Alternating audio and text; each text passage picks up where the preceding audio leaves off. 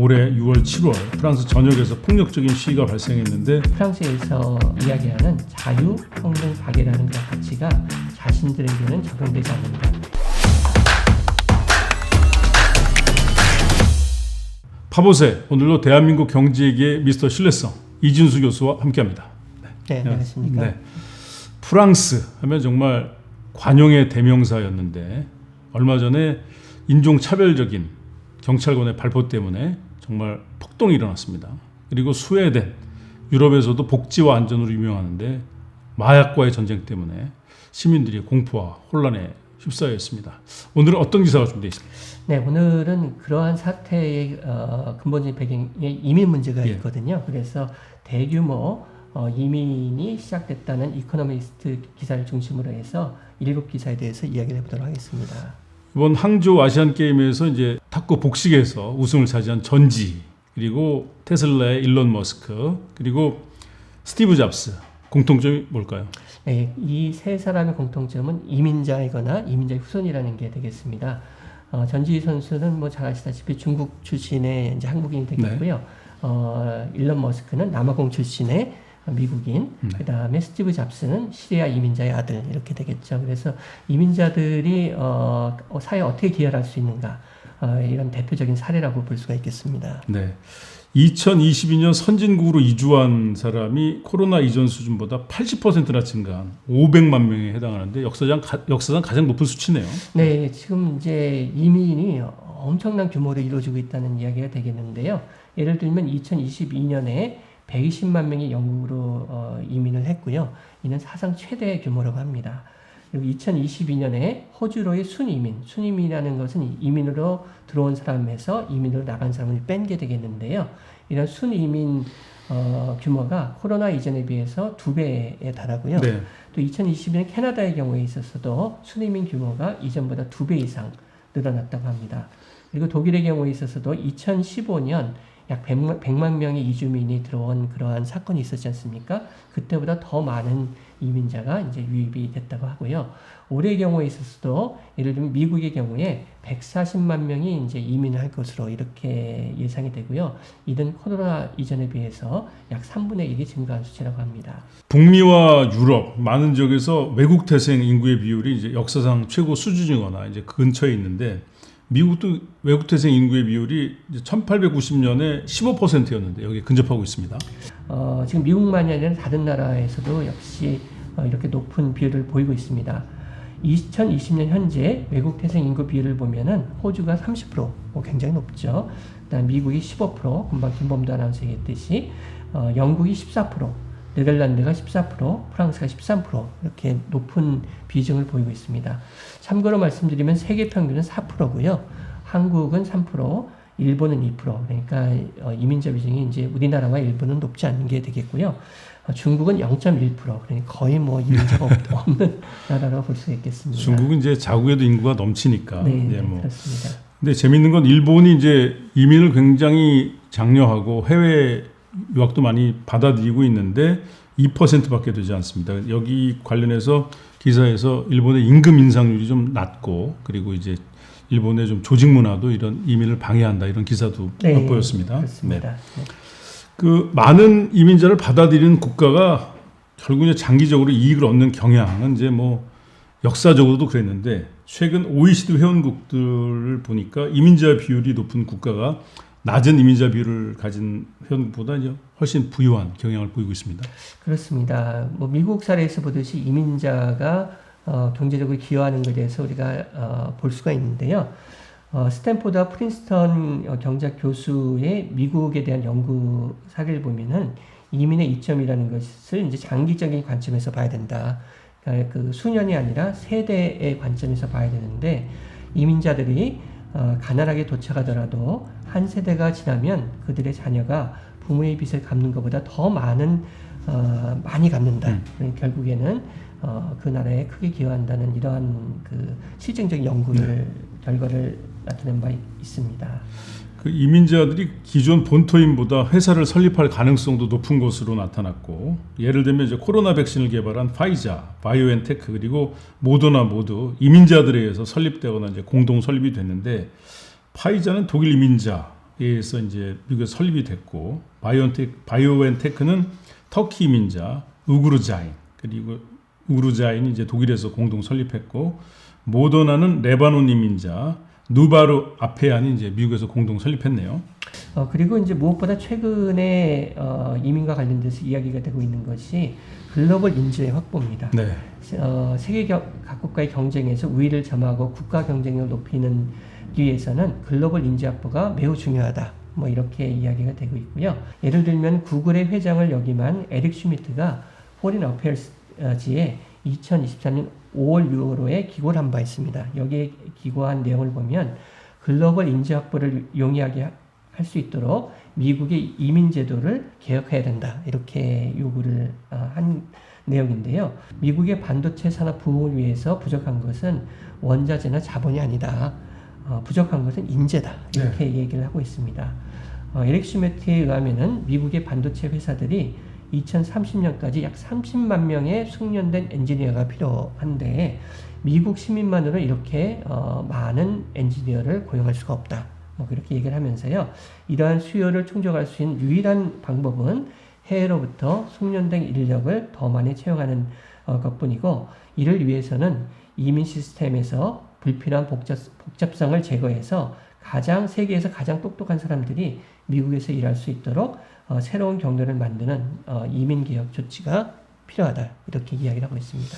에릭 슈미트가 이제 미국이 이런 전략을 2차 세계대전 전후부터 사용했다. 이렇게 얘기하고 있습니다. 네, 뭐 이미 우리가 잘 알고 있듯이요. 1930년대와 1940년대 아인슈타인은 독일에서 그렇죠. 있었고요. 페르미는 이탈리아의 과학자지 않습니까? 이런 유명한 과학자가 이제 미국으로 왔죠. 두 사람이 이제 각각 나치 독일과 파시스트 이탈리아를 떠나서 미국으로 왔고, 다른 이민 과학자들과 같이 또 연구를 하면서 그들의 연구가 맨해튼 프로젝트, 그 핵무기를 개발한 맨하탄 프로젝트에 중요한 역할을 했다는 것은 이미 널리 알려진 사실입니다. 네. 히틀러가 만약에 관용을 발휘했다면 사실 독일이 전쟁에 이겼을 수도 있다. 뭐 이런 예측을 한 역사가들도 있는데 그렇습니다. 실제로 그런 모습을 볼 수가 있습니다. 네. 미국에서 이제 그리고 유럽에서 불법 이민 증가가 이제 늘어나면서 이민자의 급증에 대해서 이제 우려하는 유권자들도 많은데 이민자 유입을 반대하는 사람들은 이제 적은 봉급을 갖고 이제 일을 하려는 이민자들에게 기존 국민들이 이제 임금이 높으니까 일자리를 뺏길 거다 이런 경고를 하고 그리고 신규 이민자에게 의료, 교육, 기타 공공 서비스를 제공하는데 이제 비용이 드는데 이 비용이 경제적 이익보다도 크다 이런 주장을 합니다. 그리고 이민자 유입이 결국 사회 정체성을 변화시키고 범죄 증가도 연관이 있다 이런 주장을 하고 있네요. 그렇습니다. 이제 그 이민이 이러한 그 이점이 있음에도 불구하고 이에 대해서 우려하는 목소리도 또한 이민자가 늘어나면서 커지고 있는데요. 네. 미국에서 그 이민에 대한 어떤 그런 부정적인 이야기가 또 나오고 있고 유럽 같은 경우에 있어서는 반이민적인 입장을 취하는 그 정당의 영향이 또 커지고 있는 게 또 사실입니다. 그래서 이들이 이제 정부에 이민자를 막기 위한 정책을 추진하라 이렇게 압력을 또 가하고 있는 상황이 되겠습니다. 대체로 보면 이제 좌파 및 중도 정당이 이민에 대해서 좀 긍정적인 입장을 취하고 있고 우파 정당이 일반적으로 이민을 좀 덜 선호하고 부정적인 입장을 취하고 있어서 이러한 그 경향에 따라서 프랑스, 독일, 이탈리아, 스웨덴, 핀란드 등에서는 극우 민족주의 정당의 부상이 촉발되기도 했습니다. 북아프리카계 10대 청소년이 버스 정장에서 경찰의 총에 맞아 숨졌습니다. 올해 6월, 7월 프랑스 전역에서 폭력적인 시위가 발생했는데 프랑스 정부에 의하면 약 250개의 그 경찰서가 공격을 받았고 국가의 상징으로 추정되는 보건소, 시청, 도서관도 공격을 받았고 근데 이제 이런 폭력적인 시위 발생의 근본적인 배경을 보면 이민자에 대한 통합 노력의 실패, 사회적인 배제가 이민자들의 불만을 초래하고 이러한 불만이 사회적인 불안정으로 이어지고 있습니다. 프랑스의 경우를 보면은 2021년 현재 국내 출생자의 실업이 7%인 반면에 이민자의 경우는 12%.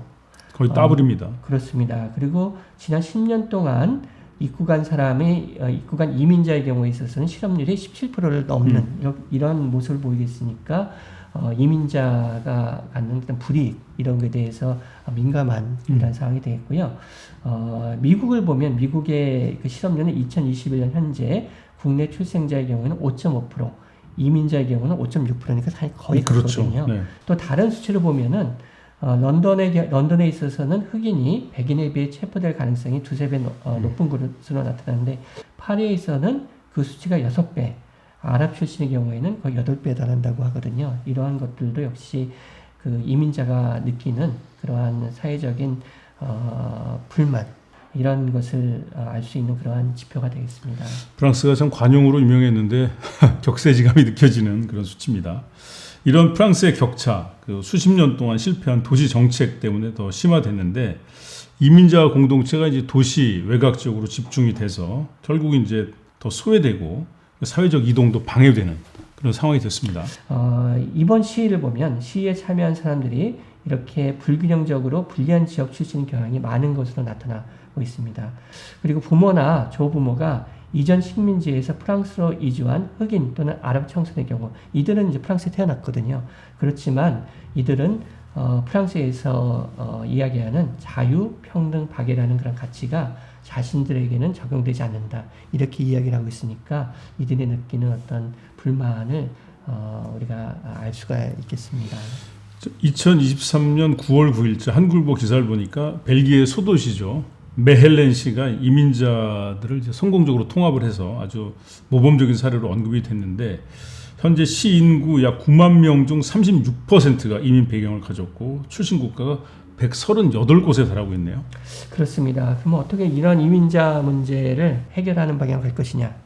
가장 좋은 방법은 그 사회 통합을 하는 방법이 되겠는데 그 좋은 사례가 소개가 돼서 저희가 함께 공유하고자 합니다.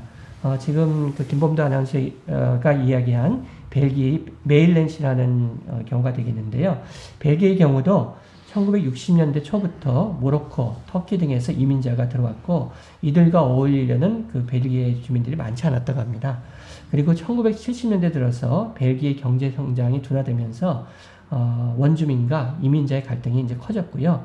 사회 경제적으로 배제된 이민자들이 범죄를 일으키는 일이 또 종종 발생을 했다고 합니다.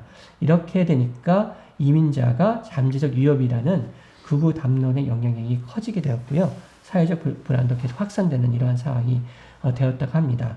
그래서 메일렌이 당시에는 더럽고 위험한 도시다. 이러한 별칭까지 얻었다고 하네요. 네, 그래서 2001년에 부임한 시장이 그 치안 질서부터 이제 확립을 했는데 사회적 불안을 만드는 것은 이민자가 아니라 이민자에 대한 차별이라는 주장의 설득력을 얻으려면은 사회 구성원이 이제 안전하다고 느껴야 되겠다. 이런 판단을 했고 그래서 경찰관 수를 늘리고 시의 내부 진입로에 많은 감시 카메라를 달고 골목보다 이제 가로등을 설치했는데 효과가 있었습니다. 네. 그렇습니다. 그래서 이렇게 그 안전한 도시를 만들고 나서 동시에 강력한 통합 정책을 시도를 했다고 하는데요. 그 모토는 이민자를 원주민의 친구, 이웃으로 만들자. 이게 핵심 모토라고 합니다. 그래서 이민자와 원주민이 같은 공간에서 같은 경험을 쌓아야 이민자가 이방인으로서의 정체성도 내려놓게 되고 서로 간의 오해와 갈등도 싹트지 않고 진정한 통합이 된다. 이렇게 판단을 했기 때문이라고 하네요. 당시 시장이 학생부터, 그러니까 학교부터 통합을 하기로 이렇게 결정을 했다고 합니다. 당시에 메일렌에는 이민자 학생이 많이 공부하는 소위 개토학교라는 게 있었다고 하고요. 그 이유는 그 원주민 학부모들이 자신의 자녀가 네덜란드를 못하고 경제적 사정도 좋지 않은 이민자 학생들과 어울리는 것을 좋아하지 않았기 때문에 이에 대해서 시장이 시에서 개토학교에 더 많은 투자를 할 테니까 원주민들에게 아이들을 입학시켜달라 이렇게 설득을 했고요.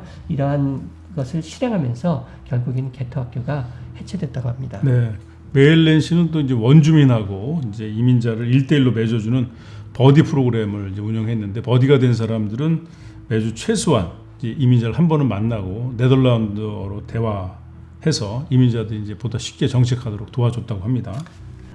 이 거주 공간이 같도록 원주민과 이민자의 주거지 통합을 했다고 하는데요. 보통 이민자가 임대료가 낮은 공공주택에 사는 경우가 많은데 시 당국에서는 이민자와 함께 어울려야 한다는 조건을 붙여서 경제적으로 여유가 있는 원주민들에게도 공공주택에 입주할 수 있도록 허용을 했고요.